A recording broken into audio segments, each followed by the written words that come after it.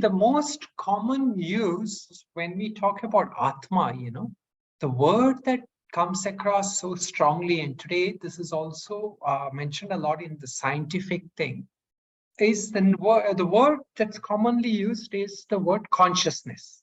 We use the word consciousness, and to some extent, even in a lot of English translations that you see of a lot of Vedantic texts, the word that commonly is used for Atma is consciousness. So, but yet the word consciousness is used in a very loose way. We hear of the word consciousness used in very common lingo. Sometimes, like we ask, "Are you conscious?" Is somebody conscious? And we say, "What are you conscious of?"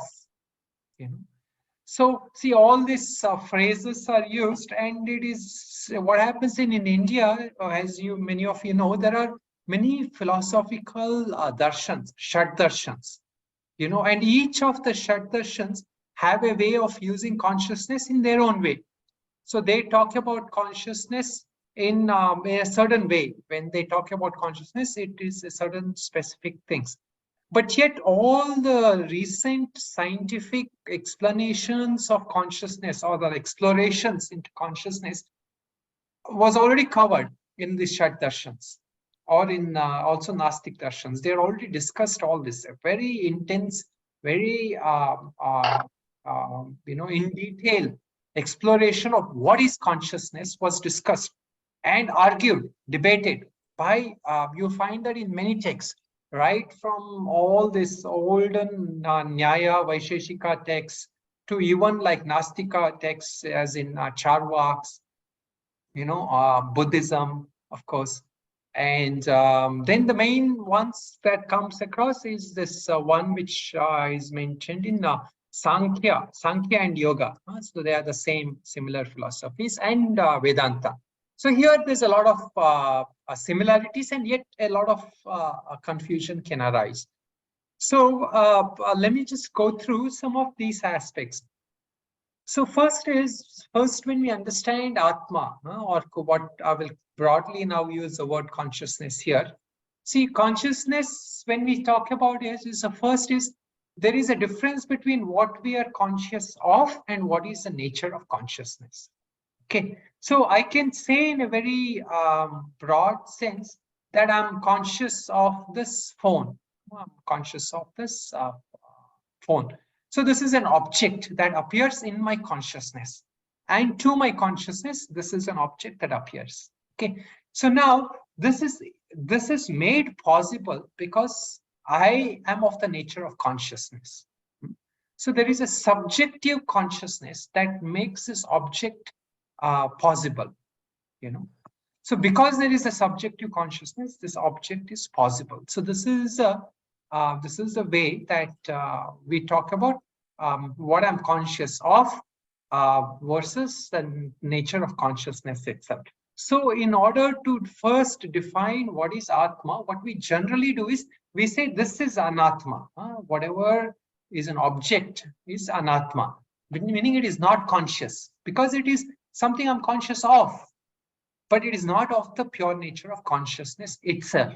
Okay, so then going further, what happens in this case is it is not just that I'm conscious of an object as something away from me. I'm also conscious of my body, and I'm also conscious of my mind, meaning my thoughts, emotions, feelings, everything.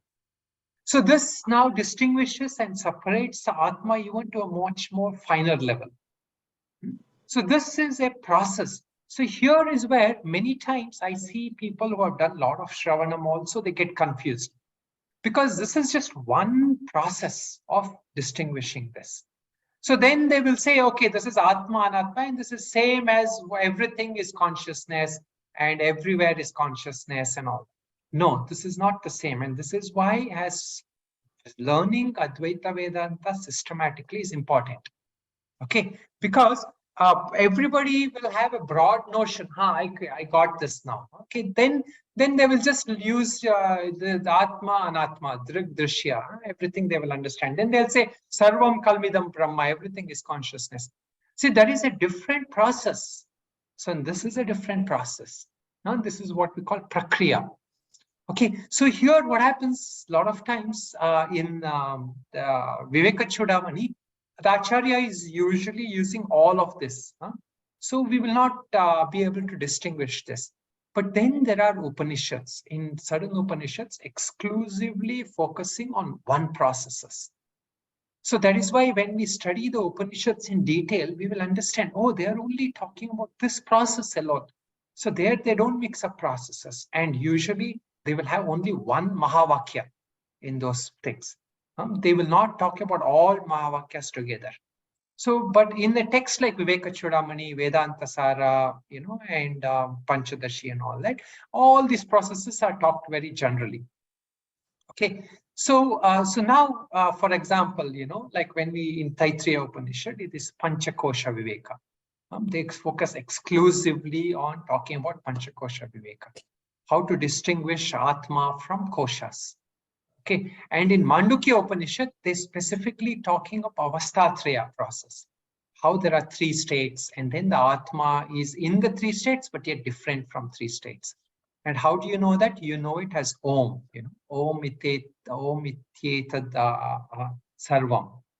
Everything is Om. So that is how Mandukya Upanishad distinguishes. And then in Ishyavasya Upanishad, they take the support of Saguna Nirguna aspect of God. Ishavasya midagum sarvam yatkinchit jagatyam jagat tena tektena bunjita. There is nothing in this world except consciousness. So that is how it is introduced. And then he goes on to describe how there is knowing of consciousness and not knowing of consciousness and all that. Okay, so why I'm saying this is if we are clear on this, a lot of our confusion will also not come about, and we will be able to classify who is using which prakriya. So today also one of the word of caution, because many of you already kind of look on YouTube and all these things, right? So there is a very common scientific approach being used for this, which is called a study of consciousness. There are a lot of people who are doing research on that. And how they are actually looking at is they are looking at consciousness in a very fundamental way, where they actually say, and this is a very common phrase that is used, as they say, like there are a lot of things we think is consciousness, meaning like my behavior, my attitude, my behavior, my genetical structure, my physical functioning of the brain. See, all this, we have to be clear. This is not the study of consciousness. Okay, so they're trying to now separate this and understand. And they say that all this related to behavior and all that is easy problems to solve. But the problem of me having a subjective experience, like I have this experience now of talking to all of you, right? And you each have this unique experience of listening, right? You have a sense that you are listening. That is a subjective feeling, experience that you all are having. So this subjective feeling, is it caused because of all these activities of the brain and senses and everything coming together, and then consciousness emerges? So this is an old scientific view, how material things produces consciousness. And this was discussed in Indian philosophy, the old idea of Charvaks. What they said is that the body, mind, and all these instruments are functioning. And somehow, because they are functioning properly, there is a consciousness in that. Okay, so this is what the Charvak philosophy said. And this is how I wouldn't say recent, but material sciences, that is how even today, many scientists take that view. Somehow if all the body and mind instruments are working together, the consciousness is there, meaning it is the body is alive. You're conscious, you're aware. If something goes wrong in the heart or in this thing, then the consciousness is not there, meaning it's gone. Okay, so this is one view. So the other view is that what is called as the view of matter and consciousness. Okay, And this is discussed in Sankhya philosophy. Okay, and what this is that there is Chaitanya and Jada. Okay, Jada meaning matter, dead. It is not sentient. It is not conscious. Chaitanya is that what is conscious entity. So then what happens? Then there are certain classifications of who is conscious, meaning humans are conscious, animals may be conscious, plants may have some degree of conscious, but maybe not. No, they don't have full consciousness. Rocks definitely don't have consciousness. They are dead matter. So like that. So that is matter, and that there is Chaitanya, consciousness. So this view was taken by Sankhya before. They call it as Purusha and Prakriti. So the yoga, a lot of yogic, meaning not most modern yogis, but most yoga schools, starting from Patanjali and other schools also, align closely with this view, the Sankhyan view. There is matter, and then there is consciousness. When a consciousness comes, kind of, crosses matter, or when consciousness aligns itself with matter, then what happens? There is a certain energy, an energy is created, and because of this energy, the whole creation kind of runs. But they claim that it is not like matter creates consciousness.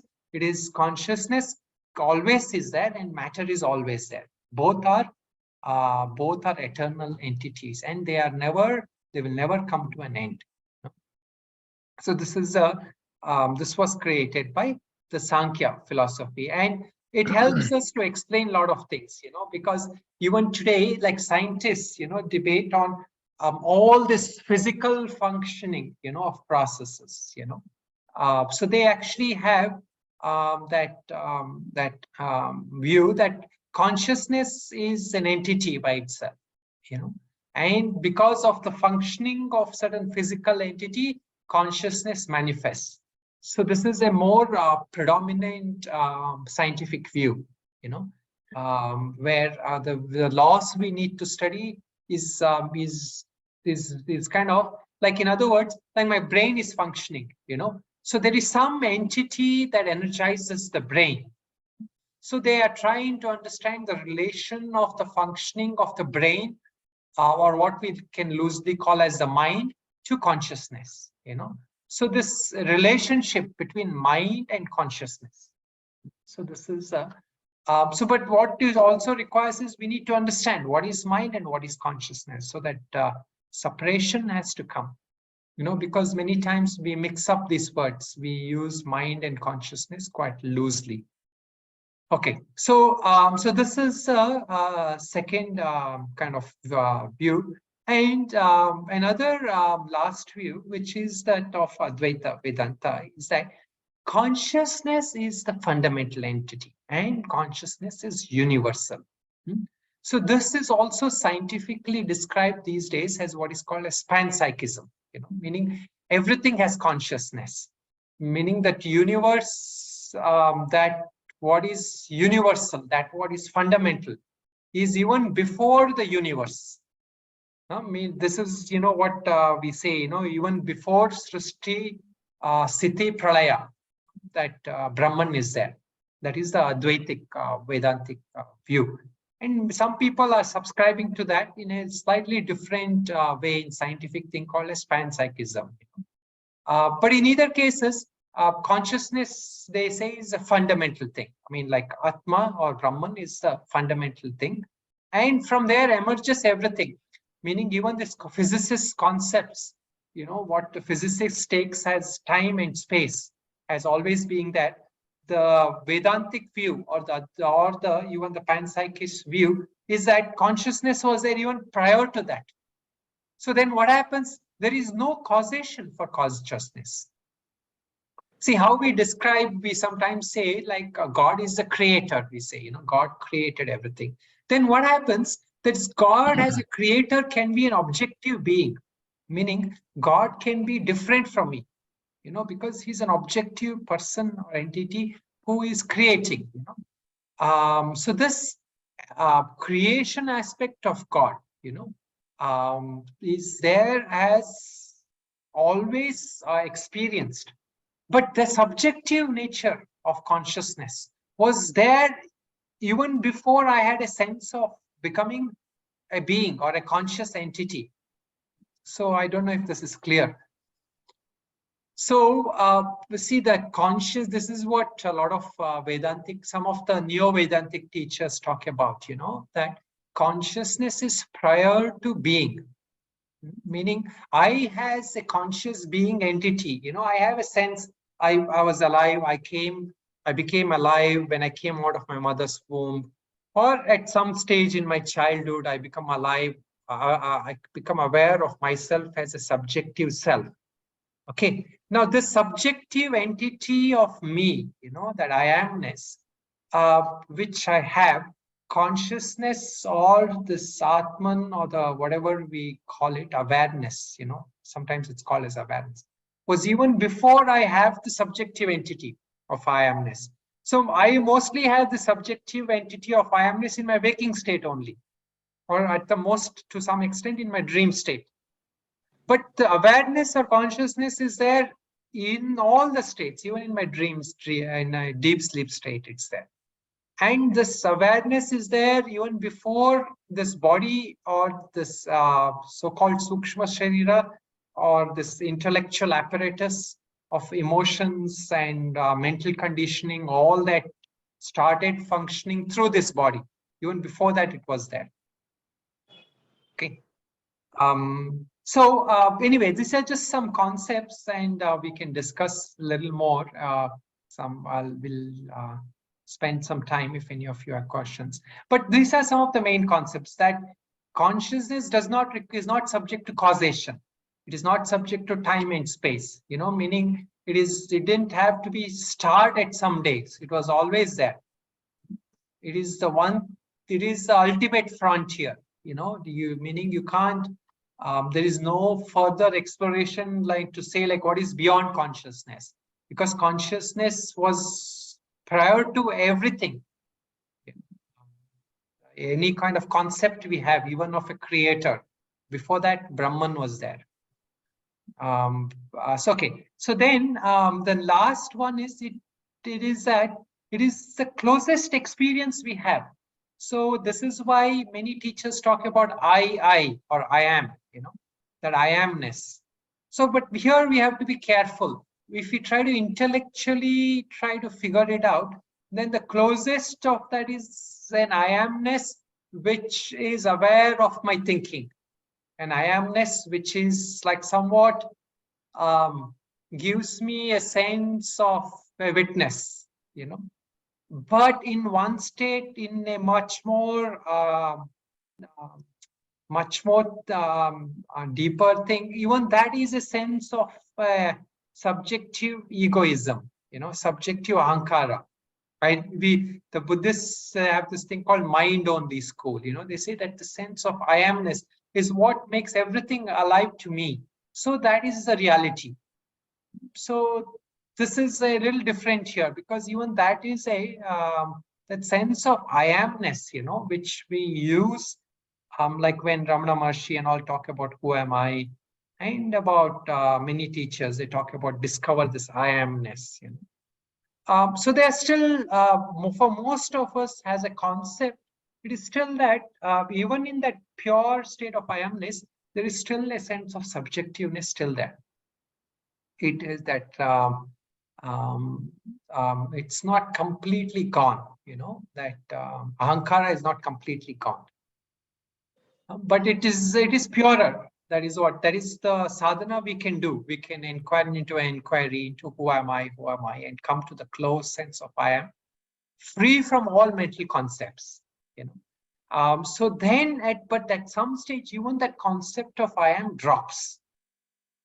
That is what is the ultimate thing. Even all the Ramana Maharshi and all the teachers talk about, where even that last sense of I amness also will drop.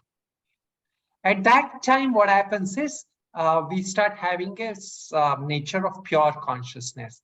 And this is what in the Vivekananda also wrote a poem on Samadhi, and he explains there. He says, the shadow multitude, what is it?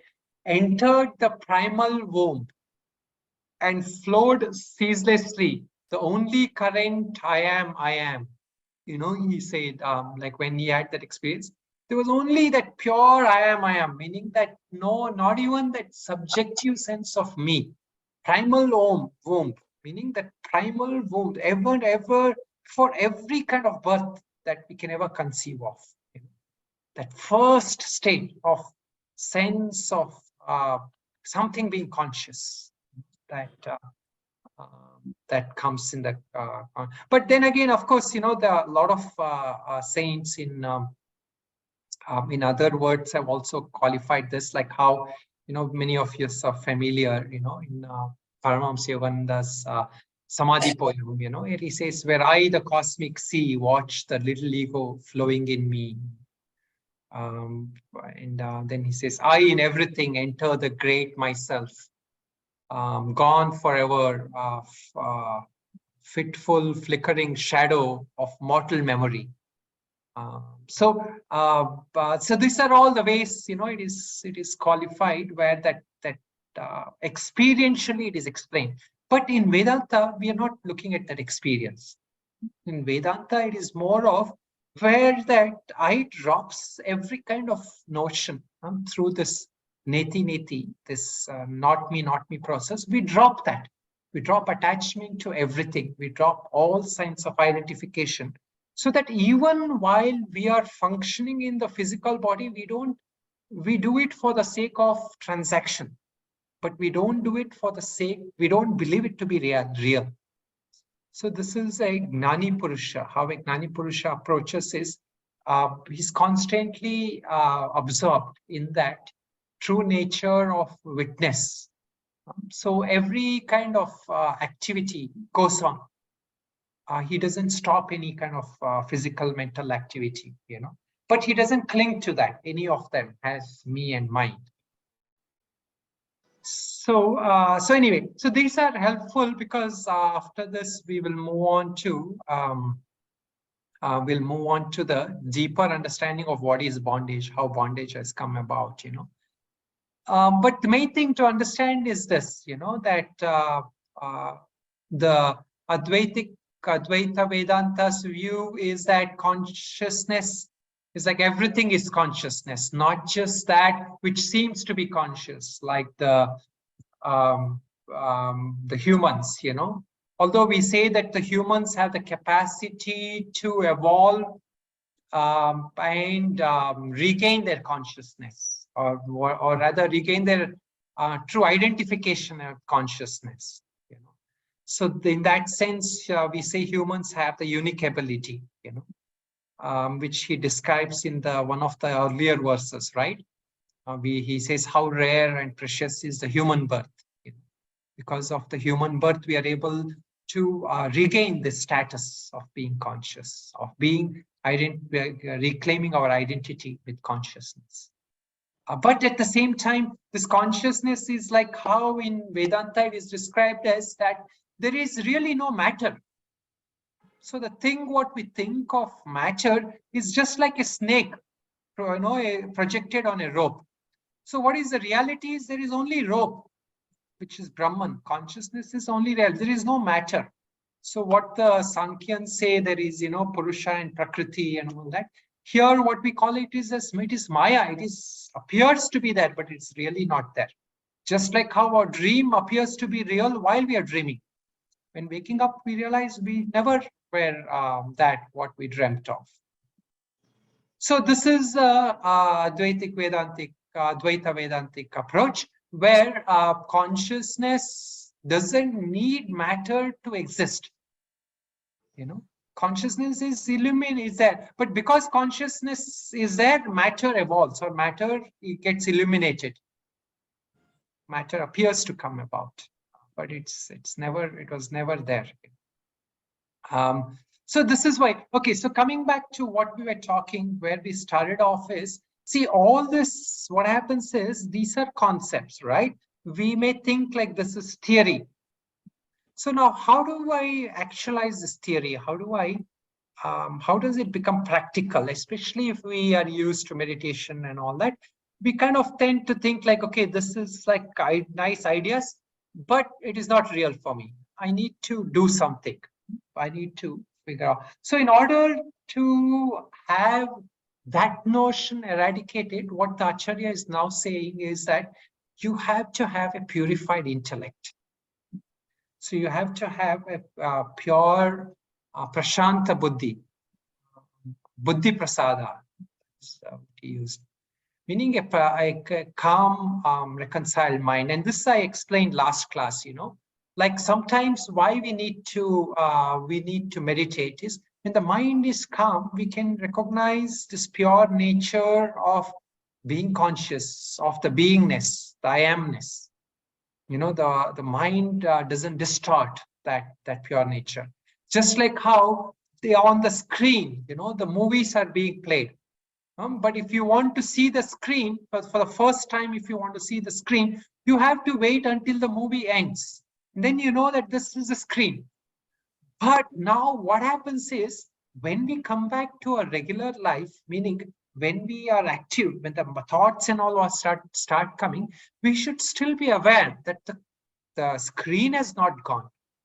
So once you know that the screen is there, next time, even if there is your favorite movie, whatever movie, drama, violence, romance, or whatever is the movie going on, yet you know that the screen, the background screen is there because you have had a vision of it once. So that is why he's saying you have to have that kind of mind, and you have to have this understanding which comes through Shravana, like what you're doing now, listening. And then you have to contemplate, think about it, discuss about it, manana, and nididhyasana, meaning going back again and again and again and abiding in the nature of consciousness. So now, having described all this, the Acharya is going to talk about what is the nature of actual bondage, how did this come about, why is it if we are pure, why if we are the nature of awareness. See, other words that are used, a lot of modern teachers, they've used a lot of such words to define consciousness. Bare awareness, pure consciousness, objectless awareness or objectless consciousness, choiceless awareness. So these are all different names for what is called as Atma here, the nature of Atma. So many teachers, especially non-dual teachers, talk about this. So how did this come about? How did this bondage come about? If you are the nature of pure consciousness, which we say you're already that. You don't have to become that. So self-realization is just a knowing.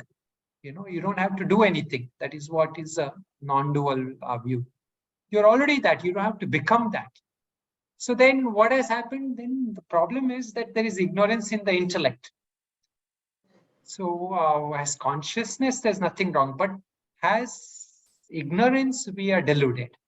I mean, by the intellect, there is ignorance. And by this ignorance, we are deluded in our intellect. So this ignorance needs to be taken off. How do we take off ignorance? By bringing in light, by bringing in the wisdom. So when the light comes, the darkness goes away, right? Just as how if the light, when the light is there, the darkness was never there. Okay, all right. Okay, so we will leave it at this. And what I'll do is, if we can have some discussion, questions, or any points you want to ask about this, because we will move to the next topic after this. Okay. In case any of you want to leave early, I will say the closing prayer and you can leave anytime. Om Purnamada Purnamudachyate Purnasya Purnamadaya Purnamevavashishyate. Om Shanti Shanti Shanti. Okay, all right. So we can, for a few minutes, if any one of you want to ask anything, you can ask. Mainly on this topic of today. Yeah, so Swamiji, so the last sloka which you we spoke about niyamita manasam. You're basically saying that purification of the mind to absorb is obviously a prerequisite for, obviously it is required. Does contemplation and and Shruti and Smriti, allow you to purify it, or is it that some mechanisms like the dhyana part is essential to get there? I mean, to get to a place where you can actually start absorbing this. It is actually, from what I read from that or understood from that, it is pretty much a prerequisite for you to get there. Yeah, so I both ways. See, first, even before we start the Vedanta Shravanam, we need to have purified intellect. So this is a first requisite. What he called as sadhana chatustaya. See, this is nothing but like the mind needs to be already pure, interested to do this. But now, actually, he reintroduces that. So here, after explaining what is Atma, he's reintroduced this point. Why? Because he realizes that the student has not quite got it. So then what happens, he says, is that why you haven't got it, he's trying to explain. Because your mind is not of that nature of able to grasp this very fine, subtle topic. So this topic is, they say, the most subtlest. Why? Because it is your innermost feeling of who you are. And the mind has to be very subtle to grasp this. So now he is reintroducing that thing. Meaning you have to meditate, you have to make the mind stable, steady, calm, pure, What does grasping mean, really? I mean, intellectually understanding is not grasping, really, right? Here, yes. To be able to realize that is what it is, isn't it? Yeah, here the grasping he's talking is that knowing that you are, meaning there is no kind of doubts, no kind of, so we say this happens, why does these doubts come? Mainly because of three things. One is because of vikshepa, meaning restlessness of the mind. We have so many thoughts. The other is because of mala. So actually the Acharya is now addressing this aspect of mala, meaning impurities. We have bad samskaras, bad vasanas, and they keep emerging every now and then, And what happens, they take away for us from this high level of contemplation. And so in order, if you're doing that, then he says, okay, then go down to something which is helping you with purification of the mind. If you're not able to stay with this high level of contemplation, then take to something seemingly lower. Could be, do japa of, so especially anything that involves saguna, any form aspect of worship. Because what happens with the form aspect of worship is your mind is more stabilized with that form, a certain saguna rupa. The holding on to this nirguna, nirvishesha, nirakara is very difficult. And the third reason why we get distracted is because of viparita bhavana, meaning we have our own certain pet notions. This is how, see, even while we discuss consciousness, many people come up with their own notions. So by this is it, this is